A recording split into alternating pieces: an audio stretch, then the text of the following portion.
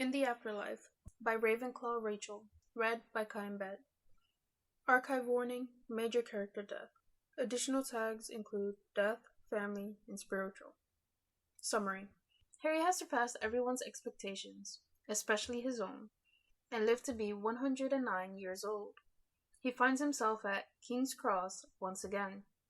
Only this time, there's someone else waiting for him. Harry groaned as he picked himself up off the ground. He recognized this place. It wasn't much of a surprise that he was back here again either. He was fairly old. He'd surpassed even his own expectations and lived to be 109 years old. Of course, he now looked like he had when he'd been here last time, 17 years old and unblemished, as well as naked. He wished he were clothed, also like last time, and robes appeared. He pulled them on. Then a voice came from behind him that startled him very much. "Harry," it said. Said man turned around very slowly to see James Potter, the father he'd never known. Unless, of course, you counted the first 15 months of his life. "Dad," he choked. His throat was constricted with emotion. They embraced.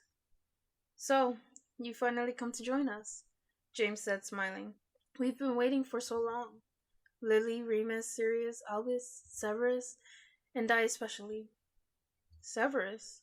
Harry asked, startled. "Yes," answered his dad with a slight grin. "He wants to apologize for the hard time he gave you, and he wants to know what possessed you to name your kid after him." "I think we all want to know the answer to that question, actually," James added. "Well," Harry said slowly, "he was dead, and I wanted to make amends somehow. And Al had kind of a theme going. Dead Hogwarts headmasters." He'd laughed slightly. "Ginny and I agreed that Severus deserved the best honor we could give him, so we named our second son Albus Severus." "That makes sense." James grinned. "Now to business. I've been sent here, as you might have guessed, to ask you whether you want to move on or return as a ghost. Which is it?" "Move on, no question," Harry answered promptly. He thought about everyone he missed.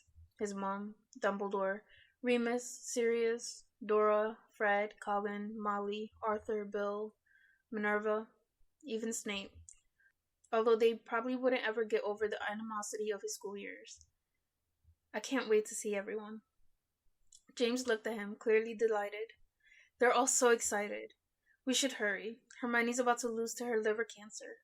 It's been about 1.5 years in the living time already. And her mom wants to fetch her." About time, then, Harry thought.